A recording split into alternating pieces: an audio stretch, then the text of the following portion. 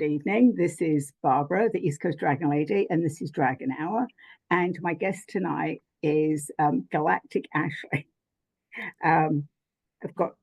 Do you want me to read what you actually? Sure. So I can read a few things about. And then we had a few ideas. We just jumped on just beforehand. So we're going to be talking, obviously, all things dragon. And anything else that comes up. And we've got a couple of people here live, so that's good because Ashley just said she likes to talk to live people. Or I said we have some people that are alive, not dead. So let's tell you a little bit about Galactic Hour Ashley. Ashley is here to help others build resilience so they can move through fear, embrace differences, and create something paradigm shifting. She dedicates her life to embodying radical personal accountability, relentlessly pursuing personal growth and mastery of experience. From these experiences, she holds a clean, integral, and safe learning space where she teaches and channels, inviting all parts of everyone to be divinely held so they can explore their belief systems and feel witnessed and loved. So that's beautiful. So there's a lot of things that you could explain just there. Yeah, beautiful. So, and you're on the West Coast. Yes, You're I am in the Portland, Oregon area. right, and I'm on the East Coast. So we're coast to coast. Delora is actually moving to the East Coast. So we go back a while, but and suddenly she's coming to my neck of the woods after the snow. She said, right. So where are you now, Delora? I'm Southern Indiana, close to Cincinnati and Louisville. Oh, right. And then once I get to East Coast, I'll probably be traveling to Redmond, Washington a lot. So Oh, it'll be right. close too. You'll be commuting. Yeah. You'll be going to the airport a lot. Yeah. True. And Anastasia's here. I don't know if you're just listening, but if you want to put in the chat where you're from, that would be great. And so we had some ideas. So let's talk to Ash. So I'm going to hand it over to you. So I was just explaining before I started recording that, as you probably all know if you've been following me, that this will go up probably tomorrow up on my YouTube channel. So you can, oh, Anastasia's from Massachusetts. Yeah. So I've lost my train of thought now. So I'm going to hand over to you, but this will go up and then other people, if you have questions, maybe towards the end, you can put your contact information in the chat. So that'd be good. So I've met Ashley through Dragon Thunder, like a lot of people, and we were host and co-host. And we realized Kelly, who's also from your neck of the woods, was like, well, there's somebody else here. So we've all got that connection. It always seems to be through Dragon Thunder. So that's good. So I'm going to hand over to you, Ashley. Please tell us a bit more about yourself. And as you said, you've been working with people with dragons, but not connecting with people that actually do the work as well. Right, yeah. So the Dragon Thunder Summit was a really great opportunity, at least for me, to be able to connect to other dragon practitioners. I mean, so loosely, we'll just other healing practitioners that also align with either being a dragon or being a dragon rider. Right. And so I didn't actually really realize like a dragon rider. Like I know that people ride dragons, I know that that's a thing, but I am very much like in alignment with I am a dragon and I am here to embody the dragon, which has been quite, I would say, sort of a painful process.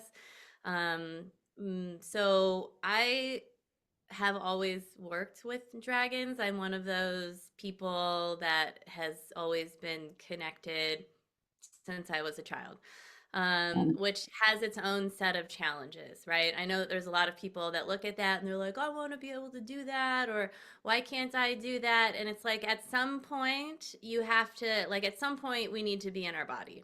Right. And so sometimes people that are either come in turned on or are turned on have to like really get in their body. And for a lot of people, and this is like true in my story, is that there was a lot of trauma in there. So this can be explained like maybe some of us that are here because it's part of our sort of soul lineage, our soul purpose, mission, whatever languaging that you would like to use around that.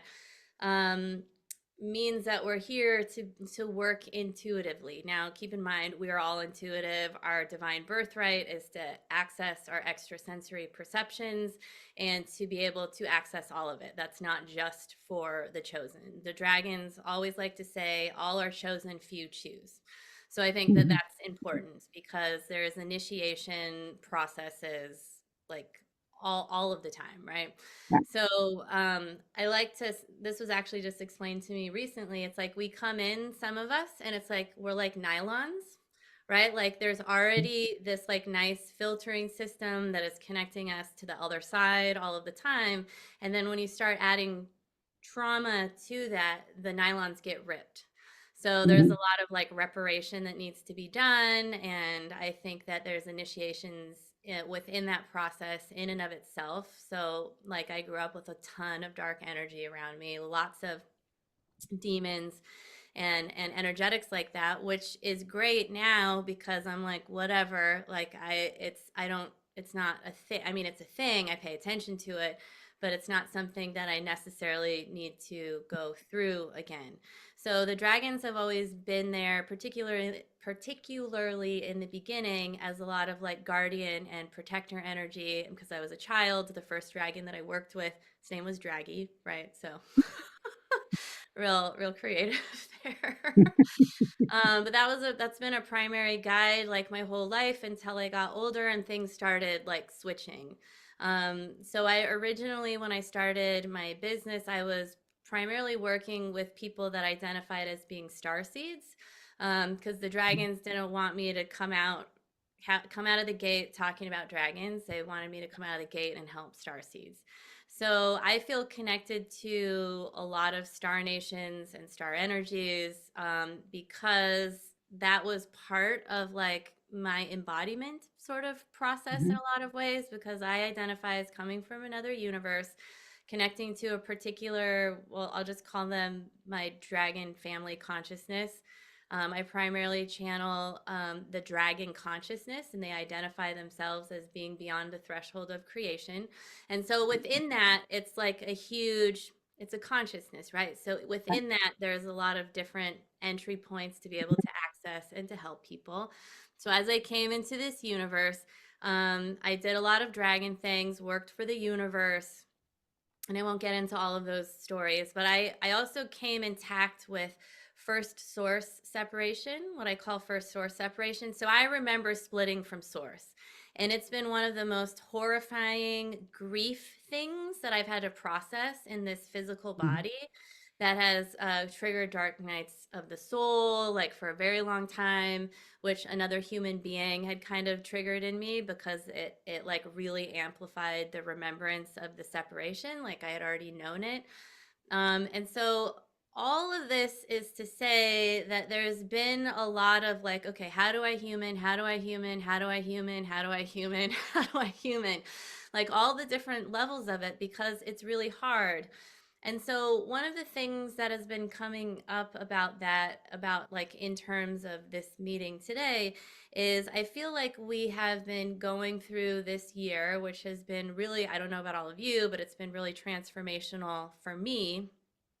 Um, and like my mom died this year. My business is going through a whole entire restructuring, and I'm launching my new website on December 21st. So it's coming in 11 days. And like the names of everything are changing, and it's becoming like, I still specialize in working with star seeds, right? But that's not like the primary front of my business anymore. I have been brought to working with plant medicine and really helping people with preparation and integration of their ceremonies, and doing these healing sessions, which my star sessions always were. and maybe half the people identified as star seeds and the other half didn't, but I'm like missing this whole chunk of people, because it's really, really about remembering who you are and anchoring that in here. And so a lot of people that come to me don't feel like they're from here. They don't feel like they're from this planet. Mhm. And so grounding them somewhere and getting them to take that mission and bring it here, and to remember that, yes, you are needed. And this is the entire support system that you have, which I call your soul's guidance system, because we all have one. It's all filled with ascended ancestors. It's filled with most likely galactic lineages of some sort, cosmic councils, dragons, probably for the people that are Dragon listening to Council. this. Yeah, And they're all here to support you. And so sometimes we can feel lost. And I get frustrated with this a lot. It's like, oh, I hope this is my last lifetime. Like that right. kind of energy. It's like, come on. Like I Mhm. really get that it's hard. Right. Like I understand that it's hard.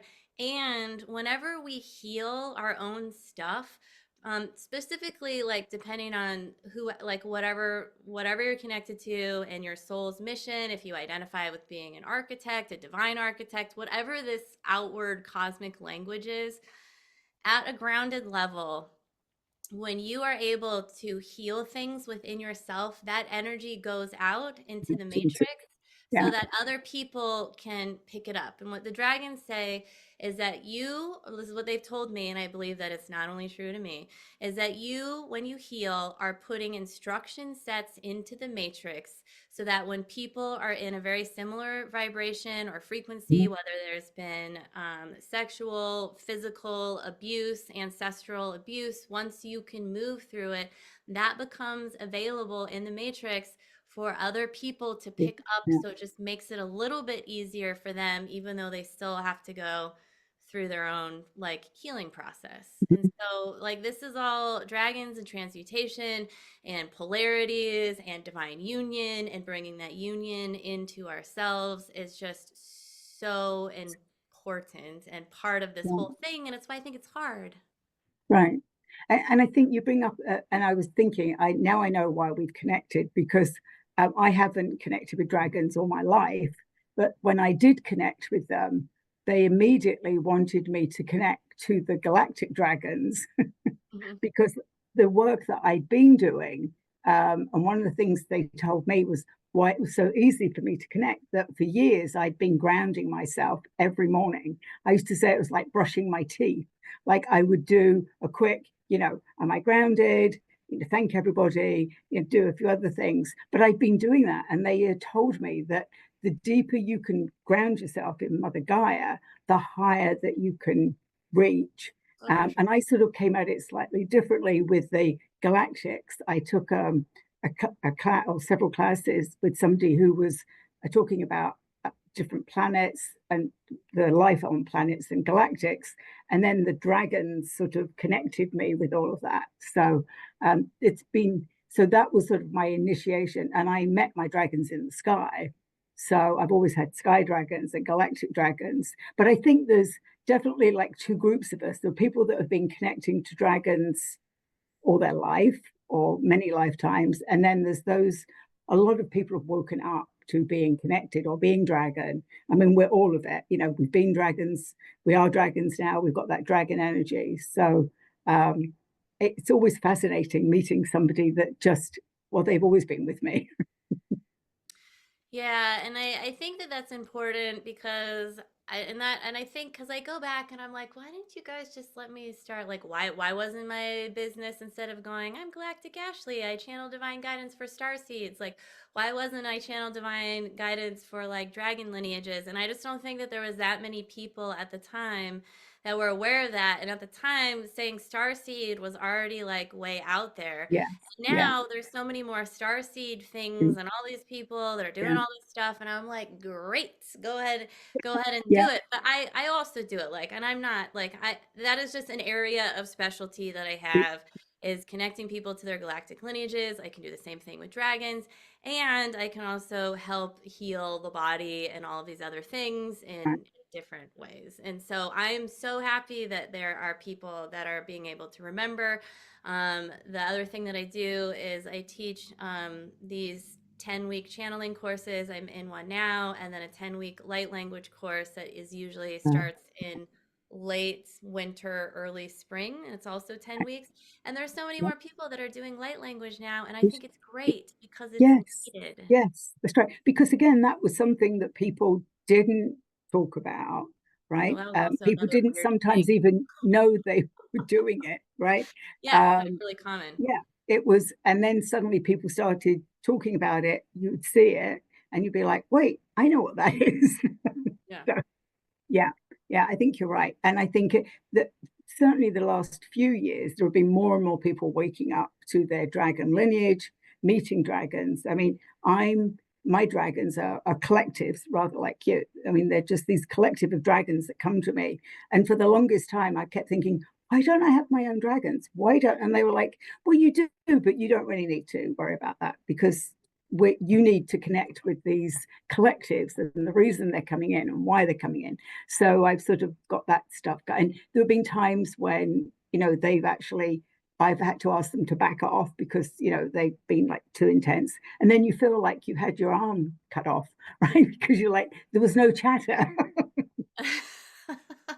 Oh, because they were quiet. You said back off and they backed Well, off. no, And then you're like, oh, wait a minute. Now I yeah, don't know how to function. You're not yeah. here. Well, actually, so what had happened was that they had got, because they get so excited when they can talk to you, that they just kept, they were like, and do this, and do this, and do this, and do this. And then I was like, well, and I didn't recognize it. I got physically sick like we do because we're humans, right? So I got physically sick. And then they said, oh, we've just realized that you're human. And That's they said, funny.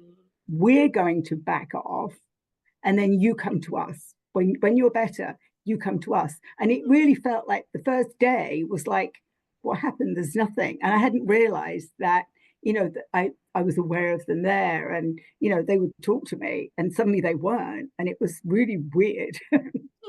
But they were absolutely right. And they've said, we forget that you're human and that you can only take so much. So I have very, very chatty, comical at times, and very prescriptive. Once when they get an idea that they want me to do, it's like you do this, you do this, you do this. So, That's which nice. is probably what I need. You have organized dragons. Organized dragons, and they make me laugh because you think how do they? I mean, they told me one time you need to get thumb drives because you need to put this on a separate. And I'm like, how do you know about computers? But I just go, okay, I'll get some thumb drives. That's funny. I mean, there's that kind of like joke, but not a joke, where if you ever ask the question, like, why now? Are all these beings sort of like descending Right, upon the planet? And then they're like, because of the internet. Like humans have advanced enough to create the internet, and through the creation of right, basically the actual wiring and the way that the internet functions, it's right, like we're basically remembering and creating the way in which we used to communicate, and now of right. course it's gonna get wonky, but Yeah. And yeah, and that whole communicating is all about like we don't need to speak because that's again that they've taken me on many journeys to show me in the future they're like we'll just show you and they show me that you there's no speaking, it's all telepathic. yeah, which is Yeah, very efficient. yes, very efficient. Yeah, yeah, it's just that that's what we do here on earth, right? So yeah. So do you find that you get people coming to you that it's like their first, like they've just met dragons or Yeah, so a lot of times in my courses, all of a sudden people, because the dragon consciousness helps to hold the container of my courses. right, So it's really built around dragon. Everything I do is always built and structured with and around dragon energy. It doesn't matter if we're working with galactics or whatever is going on. Um, but so sometimes people don't have a connection to dragons, and then all of a sudden they're like, I'm seeing dragons everywhere, not just in class but like outside of class, because the container yeah, is being held for the whole 10 weeks, so mm-hmm. you're in it the whole time. And it can be a little bit initiatory, and there's a lot of things going on, so sometimes people will already start seeing dragons. And then sometimes people won't. I'm actually using dragon language, like I am a dragon, on my new website, which I didn't use before. So people would be showing up and then they would be like, oh, I'm here because I have a dragon connection and don't know about it. And that's why I'm here with you. And then I'm like, oh, yeah, we can talk about that. Mhm. So Yeah, that's a big thing. And I yeah, mean, it was going around like channeling dragons in places anyways. right. So it Yeah, was, the yeah, codes and things are always out there and around me. It's fine. yeah, yeah. I've also experienced, so I have family back in England, and I found that the dragons, people that say they don't believe in dragons, I don't know what you're talking about. So I have a brother in England, and he moved to the southwest of England, which is dragon country, right? It's Mhm. around the moors, England. Um, and so I was telling him about what I was doing, and he was looking at me. He's a few years younger than me, and he was looking at me like, I've really lost it, right? And he's like, dragons, oh, okay, right. And he was, and I'm like, listen, you're in dragon country. And he's like, yeah, yeah, okay. So anyway, we ended the conversation. Like, I want to say less than a week later, they were walking down to their village to get coffee in the morning. And he said there was this big fuss going on. And they were like, oh, they're unveiling something.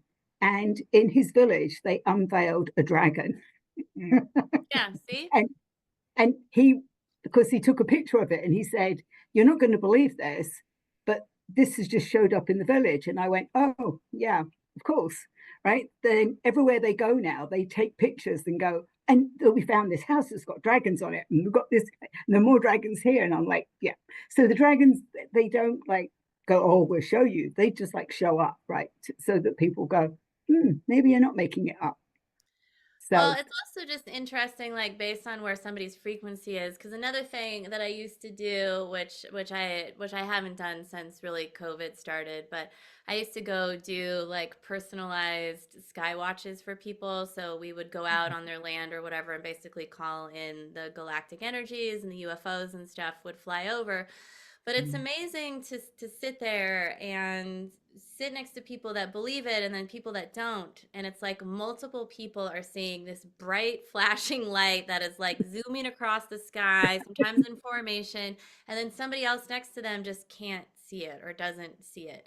And right. so it's kind of similar. And I mean, it's like you can compare it to like if you ever learn a new word Oh, and all yeah. of a sudden you're hearing that word everywhere. Well, it's not that more people are using that word, it's just that you're aware of it now. And so it's in your Right. consciousness, it's in your field, and Right. you're like, oh, oh, Yeah. oh. And so it's Yeah. everywhere, which is kind of like Yeah. it's a beautiful thing. Right. Yeah. And I think that was true for me. It's funny you should say that because my first sighting of dragons, I was out walking. I hadn't even thought about dragons, and I was out walking in the summer, and I kept hearing "look up." And when I looked up, there were like 6 to 8 dragons, all like in the sky, right? And I had, I had, we all got our cell phones with us, and I'm like, I have to take pictures of these because I need to prove to myself when I get home, this is actually what I saw. And I was really expecting to get home, and they weren't there. And they were absolutely there. And I sort of blew them up, and I've got pictures now to show Oh, that's people. awesome. And I haven't had one person go, that's not a dragon. They're like, oh my God, they're dragon. I mean, I could see their faces, but it was so fun watching them. Um, but it was like, but I can see that if I'd had somebody with me, they may not have seen that, what Mhm. I saw. So Yeah. I think you're right. Yeah. Yeah. Yeah. Because yeah. And then, or people have got, they have to have a scientific reason for it. Right. So, or, yeah. Well, it's just, I mean, I don't know. I was just talking to somebody about this, and we were talking about like the difference between being an atheist versus an agnostic, versus, I don't know, a believer in God, right? Yeah. And and being like an atheist, which is that's not believing in God, right? And then versus an agnostic, that's like could be like either one, but but there really isn't, like if you are an atheist, like anything that you say is just on the polar opposite of saying I believe in God.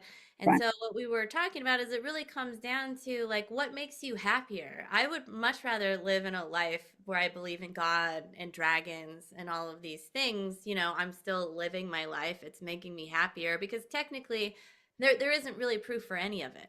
I mean, Right. ultimately you can't prove it, and I don't know that a giant dragon in a physical form is going to descend upon the planet and go, look at me. And Right. then people won't believe it. And then people that weren't physically there are going to be like, that's AI. Right. Unless, you know, there's one that like goes all over and there's like 12 of them. And there's probably some story where 12 dragons descend upon the planet. And it's connected to our DNA and everything weaves together. And then the new earth is born. And it's probably not going to quite work like that. But Right. ultimately, I just like there isn't there people want proof and they're never going to get it. And what I think that links to, because I actually kind of went through this myself before actually I started remembering a lot of I sort of blacked out the first chunk of my life. And I started having memories that came up. So first I went through a dark night of the soul. That was like 3 months long. It was super intense. And then there was a part in there where the beings came through and they were like, what are all of your fears? And it's like, there's just been this thing that I've been wanting to remember, wanting to remember, wanting to remember. And I said, I'm afraid that I'll remember and I won't believe it. I'm afraid that I'll remember and nobody will believe me. And I'm afraid that I'll never remember. Right. Mhm. And so I ended up remembering and it was horrible. And like when I sat and like looked back, I was so set up to be like, no, this is it. Right. Cause it's just like basically the first like 12 years of my life started like coming back. And then it's like, oh, that's why I didn't want to live in my body. Like, I mean, I thought that I was like in my body. So I think this could be a message for some people that are out there. I would have said, I mean, because I was very athletic, I had a hyper awareness of my body, like in space, which is interesting, right? So I'm like, because people always say, oh, you're not in your body, you're uncoordinated, you bump Right. into things. Mhm. And then I would do like grounding things. And I would just get so mad when people would be like, oh, your lower chakras and this and that, and you're not in your body. And I'd get so mad because I would do these like meditations. And it's like, I cannot be any more merged with the planet than what I am doing right now. And then later what I realized is channeling the earth and merging with another being is not the same as actually being in your own body and being grounded in it. And so it's like, Right. oh, Oh, getting it. okay.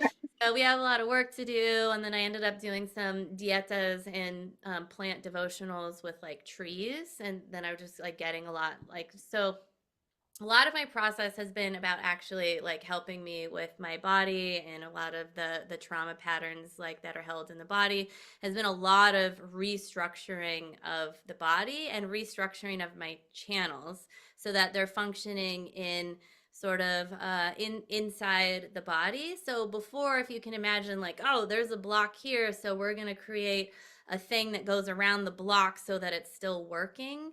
And so Right. a lot of it is just like undoing it and redoing it, and just like a lot of really intense work. And a lot of it I've been doing with other healers, with myself, and with plant medicine.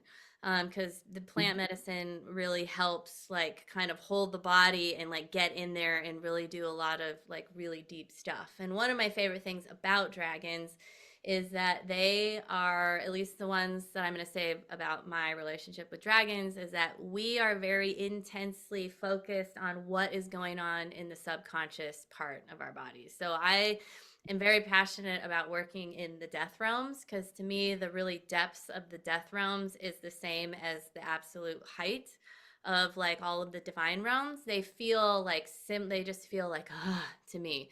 But there's all of these spaces in between that I find that are really challenging, right?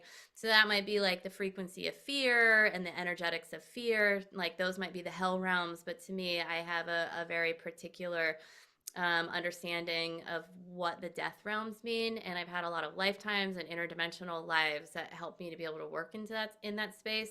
And the reason why the dragons always talk about the importance of being aware, at least like doing your best to like do shadow work or being aware of your subconscious, is because anytime that we're seeking to manifest something, what we are consciously trying to manifest is putting something out in the field. In like the quantum mechanics, we are putting this frequency out, but the frequencies of our subconscious are also going out next to that thing. So if I, for example, would like to have financial stability, everything in my being that says I can't have financial stability is matching up with that frequency, and it can be creating, and is actually, it's something that I'm looking at because this year has also been the year of the dragon, right? And a lot of prosperity codes. So at the beginning of this year, I created this really big crystal grid. It's in my house, and it's dedicated. Cacao has been helping me with it. The dragons have been helping me with it. It's a crystal grid. It's actually a portal in my house that is about womb wealth. And so if you're a male, it's about the hara, which is the male womb. So womb wealth and womb health, so that prosperity codes can actually come in. So when we're willing to be aware of what's in our subconscious, then it can help like clear that out so that actually what we are seeking to manifest can actually be accomplished through the human body. And at the same time, the more that we're in our body, which it feels so backwards because so many healers, there's tons of spiritual bypassing that exists within the healing community or metaphysical community, however you want to just call it at large. And what was I going to say? Spiritual bypassing, that are like promoting dropping the body, getting out of the body and just leaving and getting out of here. But we are in, I feel like we're going to be in these realms of 3D, 4D, 5D for a while, and they all include bodies in various forms of them. But until we've like completely shifted to 5D, whatever that might look like, and that's a whole other conversation I don't necessarily want to get into, but there are way more dimensions than 5D. And many of them have bodies, but from our perspective, we think that there's no bodies, but there are various forms of bodies after that. And when we're in a dimension, our spirit has to be able to hold the frequency of that higher dimension so that our body can actually go up into it. But we don't leave the body and just be like, peace out. So the more that we can be in our body and ideally be connected and aligned and our authentic selves, the easier it is to do what we called inspirited action, to actually take actions in your life, to be able to co-create that which you are seeking to creatively bring through your vessel, which is currently a body, into this planet. And so the deeper sort of work that we do in ourselves can help us to actually access this kind of better life or whatever, while simultaneously, like, this is why it gets complex, while simultaneously having compassion for yourself, so that you're not doing all of this work while telling yourself that you're not whole, because ultimately we still have to remember that there's nothing wrong with us, yet there are wounds that sort of like need to be addressed, and we are not worthless, and we are valuable, and we are important, and every single person is a cell that is existing in a larger body, and every single cell is important. And so I don't know how we got off on this topic, but right. I know. So Dolores had actually asked, you're saying death realms, are they multiple realms or is it just one realm? Well, I think that I would say that there's like multiple realms, but they're like, I would say, like, let's say that there's like 1,000 floors that exist from source to the death realms. I would say they're probably like the bottom 20. But it's like, it's dark, like very, like, it's dark, like super dark, but it's like the deeper that you get into the darkness, I feel that you can feel the actually the more divine it starts getting. And so when we think about the death portal, and the birth portal, they essentially function the same, and they're just thresholds between two worlds. So the deeper that you get into the death realms, not like the confusing part of the death realms where you're like, this is a belief, and so here's the bardo, and you're here to suffer.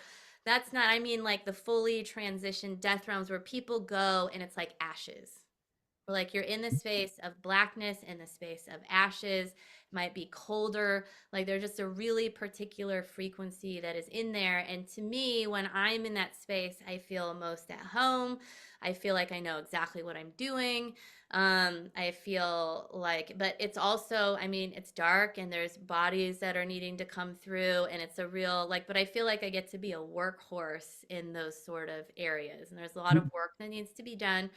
um but that is like I'm like holding a threshold of like a transition point, right? So it's like that divine energy is just like, it's like right here, right? And so I mean, that's a really good question. I don't necessarily know how to explain it, other than it's like when you release something and that something goes, whether it's a body or a massive part of your identity, and then it goes and it just starts dissolving. And it's not like the yucky, gross parts, but I feel like those are energies before the actual death realms. But it's like when the bones are like dust.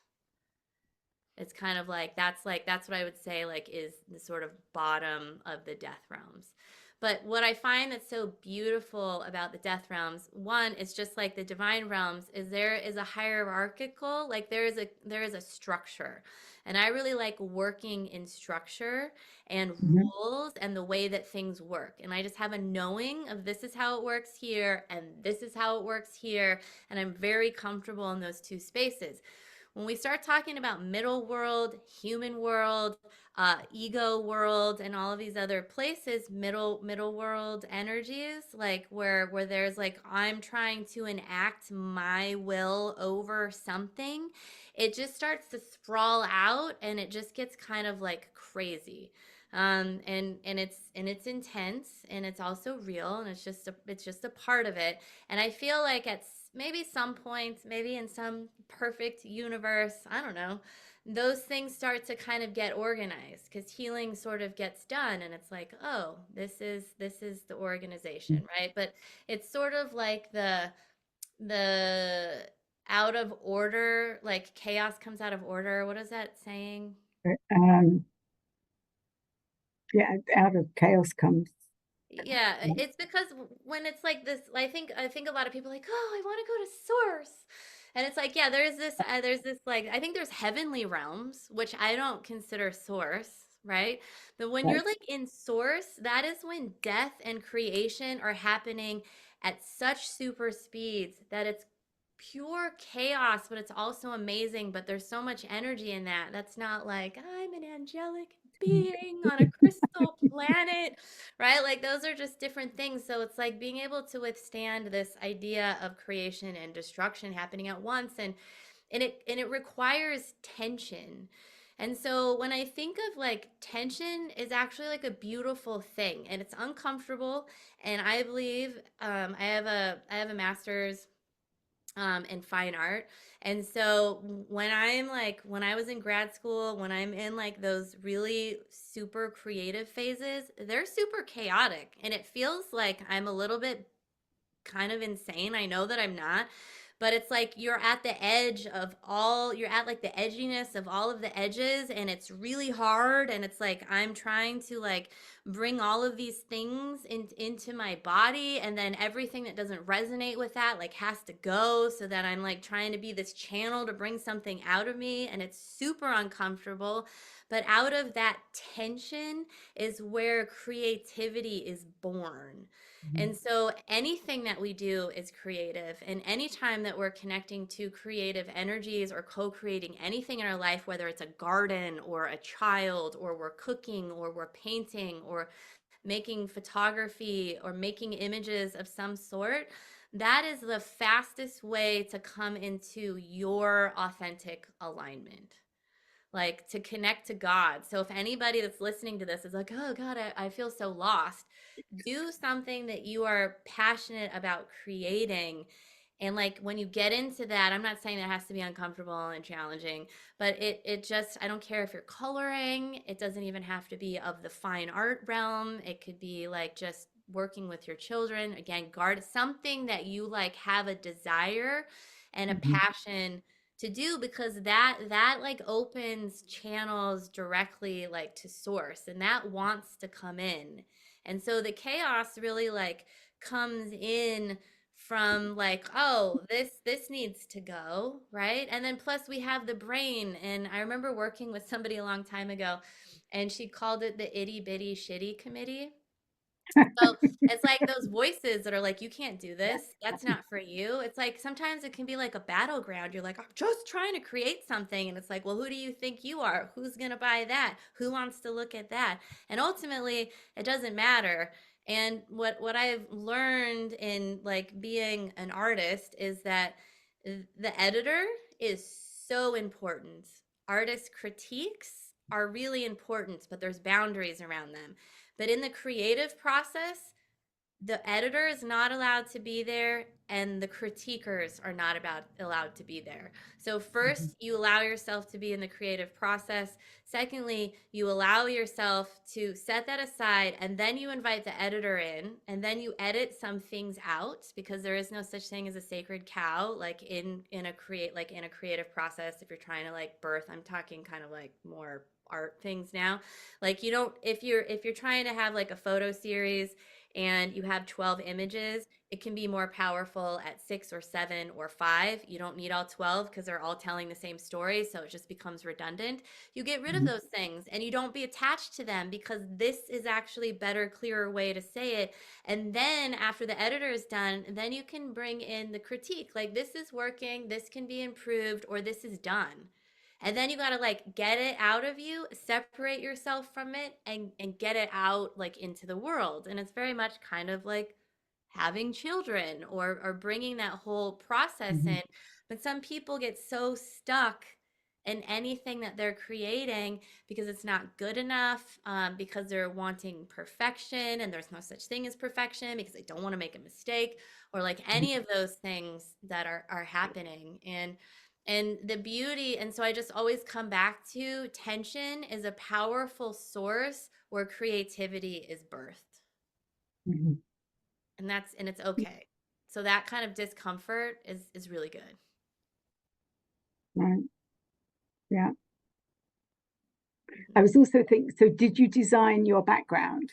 I've been Oh, no, fascinated. no, no, no. These this is all like plant medicine, like an ayahuasca Oh, tapestry that came from Shipibo, people in outside of Iquitos, and it's has the Noya Rao tree in it, and the Noya Rao plant, which is it is a tree, and there currently aren't that many of them, but it's a bioluminescent tree that I did a dieta with in the jungle for a month, and which means that you're working with ayahuasca, and you're working with this non-psychedelic plant, so like drinking it and bringing it into your body, and it's teaching you lessons, and mhm. it's one of the master plants.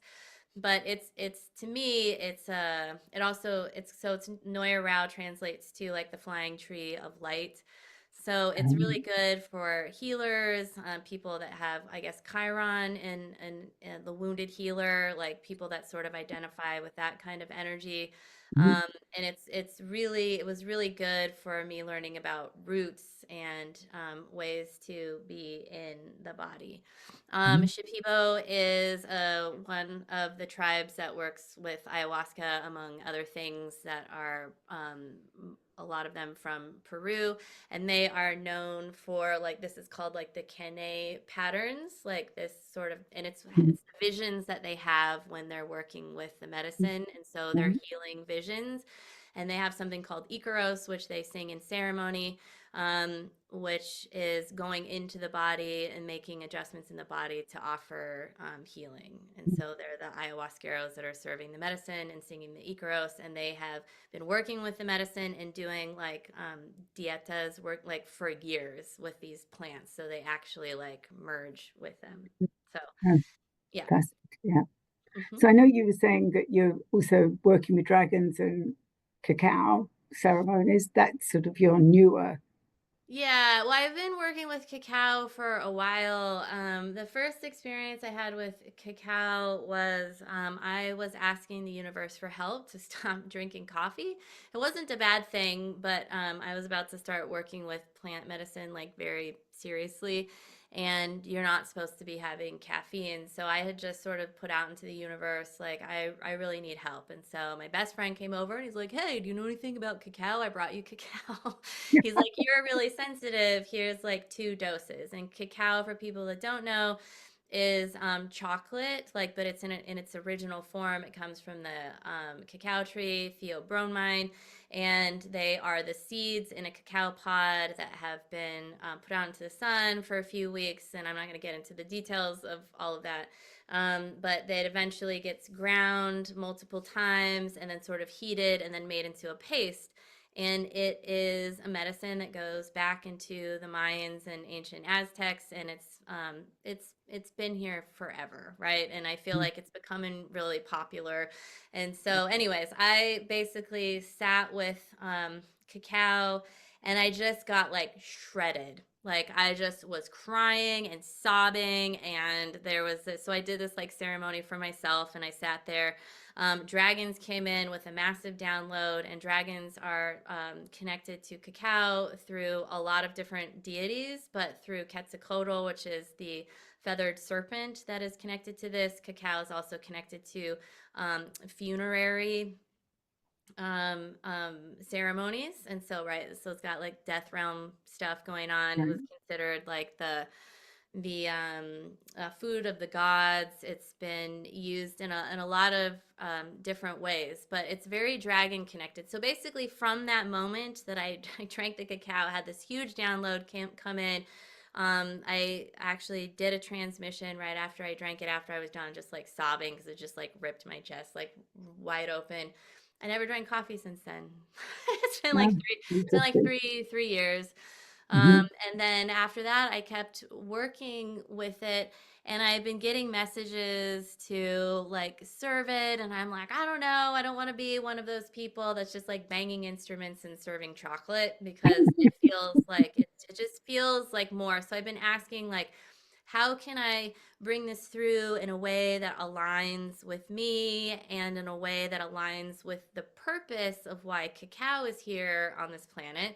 Like, how can we align ourselves together? How can I honor it and not be disrespectful because I don't have like a human lineage? I haven't studied with any Mayan lineage holders, right? And so there's this whole like kind of, who am I to do this? So I'm in a cacao apprenticeship right now, with just, it's me and cacao. And every day I sit for several hours and been really like kind of honing in this offering that wants to come through me. And so it's going to look like every month there's going to be a donation, a cacao circle once a month. And then I think probably about 4 or 5 months into the year, I'm going to do a 30-day cacao devotional, that will meet live for 4 weeks. And I'm actually going to be with a chocolatier that I'm going to be working with here that has a really intense relationship with cacao. It's just at her house, and I learned how to make it. We're going to actually be putting codes and making that cacao for the people that are in the group, with some drawings and other light codes that I'm going to be providing. And then that will get sent to everyone. And then we'll be meeting live. And so I'm actually like really excited about that, because it's really, it's like, it's just, it merges with the dragons like so perfectly, with the Mhm. matrixes and like where it grows. Like it's just this perfect, like, Yeah, important yeah, thing. And so I'm yeah, excited about that right now. yeah. That's fascinating, because I think, as you say, it's become very popular, Yeah. and especially for people that want to give up caffeine or coffee. Mhm. And I think, uh, and for me personally, I've tried it. I don't really care for it, but I think you need to know how to make it Yeah, well, it correctly. is bitter. Like it, I Very mean, it different. is Yeah, bitter because it's naturally bitter. What happens is when we have like Hershey's and all these other things, they've yeah, like taken it and added a bunch of Of stuff course. to Yeah. it. Yeah. Right, but it is bitter, so you can add honey to it. Hmm. I think it is nice to just like try the bitterness of it and switch. And these would be things that we would talk about, but it would be handed to you and it would be bitter. And I think the other thing that I've been getting about this, because as I have been going through for the last several years, going through my own embodiment journey, a lot of that has been connecting to my own ancestral lineage, which was a huge part of my work in grad school, was being a part of like this Pacific Island kind of like diaspora and what that means and where my energies and stuff were focused and what that looks like. And so I studied a lot of psychological borders and boundaries that were just like, what does that feel like? And I don't feel like I belong even to my own family because I just don't look like the rest of them. Um, so like I just ended up with like light eyes and not amazing hair. And like I'm like what am I doing here with these people? Um and what's interesting is when I started doing a little bit more research, I realized that my middle name had been changed so many times that it's Maru Maru Atua Mo O Tau Tu, which actually translates like roughly to shape shifting dragon protected by God. And Oh, that only goes back to my great grandparents that were on Easter Island or Rapa Nui. And I'm like, God, why did the name got changed? Because then they immigrated to the outer islands of Tahiti. My grandfather was a pearl diver, and then they immigrated to here. And it just got hacked yeah. until it became Samuela. Like they dropped off a huge chunk of it, and then Right. they really cut off the feminine part of it. So the feminine part of it kept the masculine part, which was Tau Tu, took Tau Tu, made it Tamuera, and then went from Tamuera to Samuela. And I'm just like, Mhm. what is this? And so I recently actually officially changed my name back to the original form in my lineage, and I actually use that when I'm activating people's dragon light language with them. So Mhm. the whole point of all of that is that I will be also infusing the cacao, which will be ceremonial grade, all like direct trade, like to us as we make it. And by me, the chocolatier, and I'm going to be working with her, we're going to be infusing gardenia with it because that helps. Mhm. The messages that I've been getting is that that connects Mhm. me to my lineage so that I can come through in this really embodied way. And I've been doing a lot of ancestral work with people, and I think that and I end up working with a lot of people who in their actually like human lineage end up working with a lot of islanders and Asian bodies that are connected to a lot of dragon lineages, and sort of like bringing Mhm. them in, just kind of like Right. aligning people Right. to that, because like the dragon bodies like really need to come online because they're also, dragons exist in the earth, like they are part of the Yeah. ley lines, the song lines, dragon lines. Mhm. Those bodies are what is literally part of the earth's matrix. And so when we can kind of like get the upper world kind of organized and like get ourselves in alignment with our own divine blueprint, which is really pretty hard, um, and then getting that connected to the dragon lines on the planet, it kind of just creates like this really clean conduit so that we can bring through like what we're here to bring through. Yeah. In language Awesome. sounds real easy, and in practice it's really Yeah. hard. Yeah. So when are you going to be starting that class, did you say? The Oh, cacao? the cacao circles. I encourage anybody that is here to go to galacticashley.com, particularly if you go starting from December 21st, when it will look like and what it needs to look like. Or follow me on Instagram is even better. It's galacticashley.activates. I will be posting there the cacao circles, and those are it will be like suggested donation. But if you can't and you want to come for free, I'm not turning anybody away. I would really like a community of people to come together. For those, you'll have to have your own cacao. But if you don't, you can come anyways and just receive, just being in Mhm. community with each other. And I will be calling in the spirit of cacao so you can connect to it. So you don't have to drink it, but it's always really nice to. That's the Hmm. beautiful thing about, I think, working with plants in particular, because we work with all of these angelic realms and the dragons and all these things, and it's great. But working with a plant, it offers you the ability to ingest something physical and at the same time connect to the spirit of it and merge them together. And, Hmm. besides working with crystals and creating crystal elixirs, it can be a little bit like more, it's just a little bit more of a grounded way to work with an energy of a spirit, which I think is fun for people. And then anytime we work with plants, where I feel like we're shifting our relationship automatically with the world around us, particularly our ingestion of food. I think that people forget, like, oh, I'm eating lettuce, I'm eating all of this food. Even if you're eating meat, that meat was eating plants, and plants are here to help us convert light into life. And that is what I think is really important. And so just working with plants just helps the embodiment process. It helps us ground things, even thinking about working like when you eat carrots, or eat something that grows in the ground, like you can Yeah. invite that to help ground you. And if you want to feel less grounded, eat something green, eat something lettucey, eat something that grows up high, like off of a tree, and like connect with that energy. And these are all really fun ways to help us. I think this merges perfectly with whatever beings that you work with, angels, dragons, whatever form, the fae. It's all Yeah. really beautiful. Yeah. Yeah, it's true. And then before we close, we were also talking about how we're coming out of the year of the dragon Oh yeah. into the year of the snake. Yeah.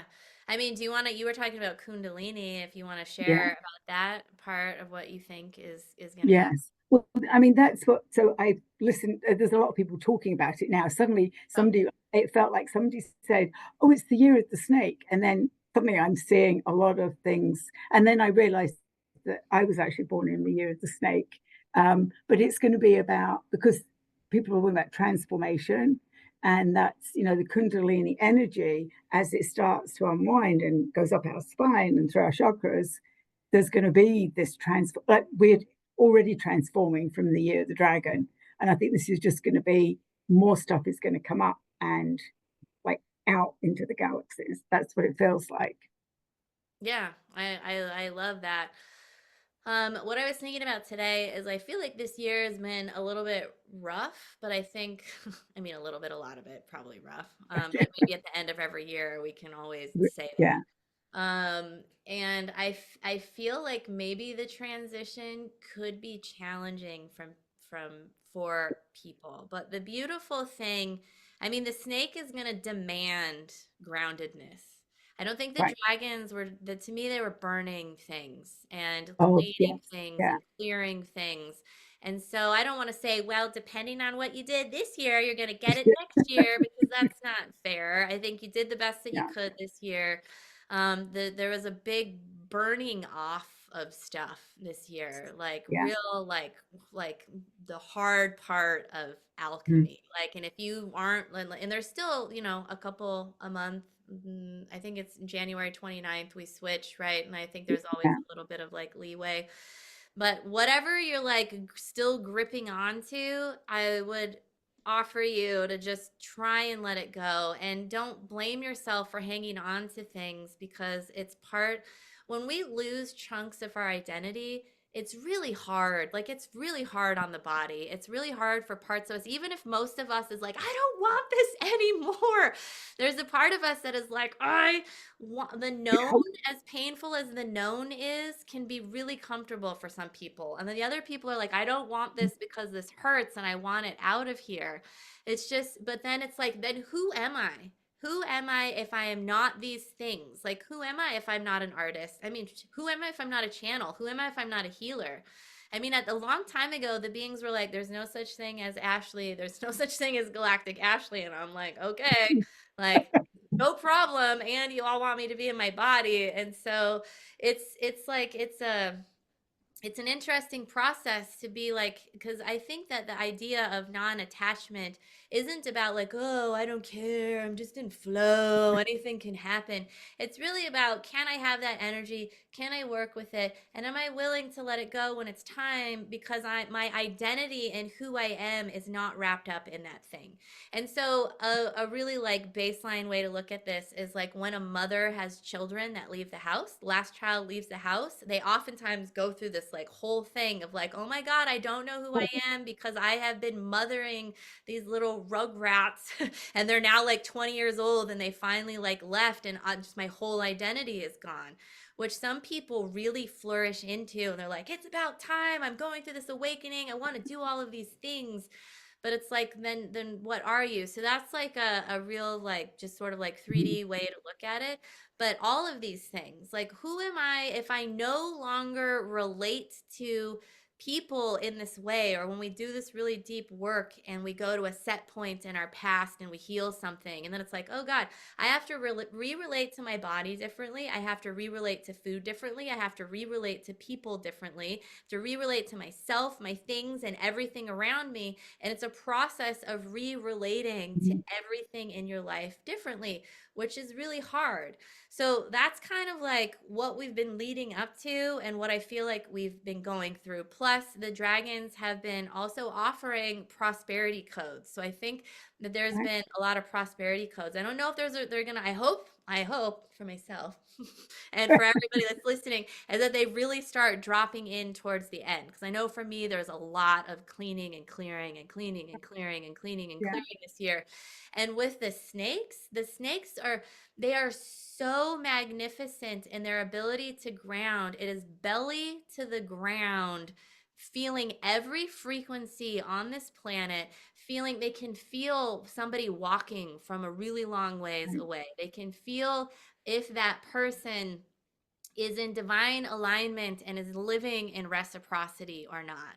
So they can also kill you, right? I mean, so they have Yeah. boundaries, they you know, they shed skin. I mean, it's going to be like a really beautiful thing, but it will demand being grounded and of course rebirthing. So it would be like rebirthing that part of yourself. And Yeah. you know, I think a good like middle ground, this doesn't exist in Chinese astrology, would be if we went from dragon to snake, and then we're able to be masters of the middle world, which would be the flying serpent or the Quetzalcoatl, right? Because it has both wisdom of dragons and wisdom of snake, and it exists. And so my hope would be after the year of the snake, we rebirth ourselves into like Quetzalcoatl frequency of like this feathered serpent, and really like enter in to our lives with an amount of beauty and aliveness that is able to manage upper and sort of lower worlds and just be in this middle world, being able to hold heart coherency and frequency and just bringing that passion and love into the world, challenge and all. Yeah. So, Yeah. So you never know. Maybe that will happen after this year, next year, this year, next year.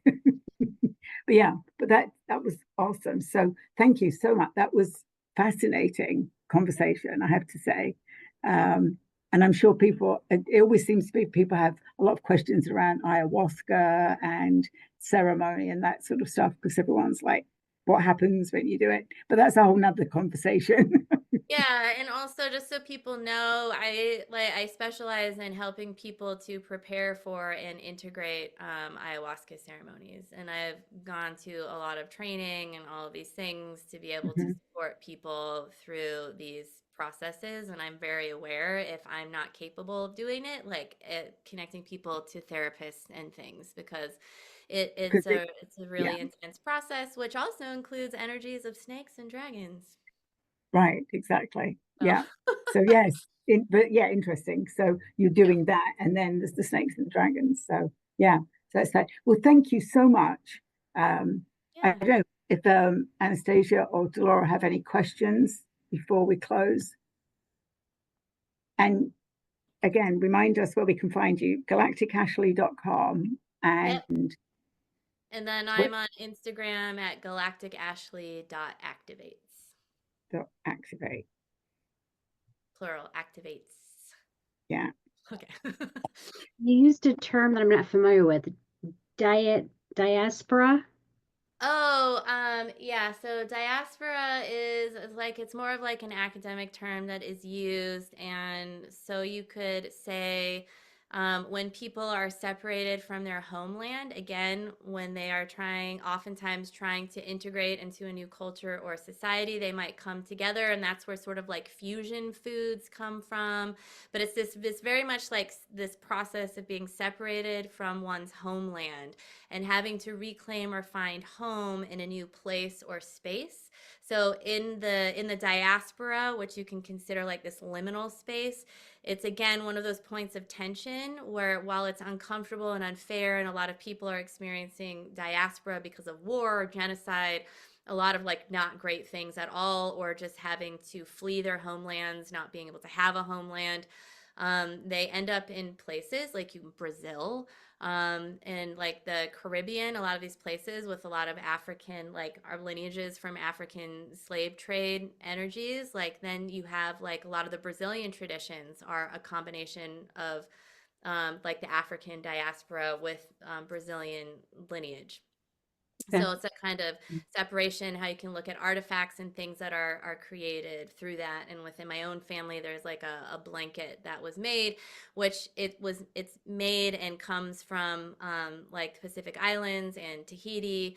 And it's like this blanket that wraps the body, and it wraps the body at death, it wraps the body at birth, with first haircuts. It has a whole thing, but Polynesians will take them and they will bring them with them, and it becomes a way to like connect to one's lineage from afar. So, yeah, you can type in diaspora into Google. It's not a metaphysical term. Yeah. And now you're going to hear it everywhere, Delora. All right. Now. Yeah, everywhere. Yeah. Yeah. Once you sort of hear, like you said earlier, you hear it or you read it, and then it crops up everywhere, right? Monkeys. Yes. Yeah, that's true. Yeah. Okay, so I am going to, so again, thank you everybody that's joined us in person, and people that watch this afterwards.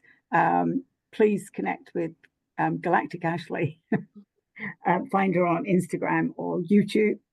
And on your website, your new website is December 21st, you're launching. Yep. Yeah, so after that, it's all changed. Yes. Yeah. So thank you.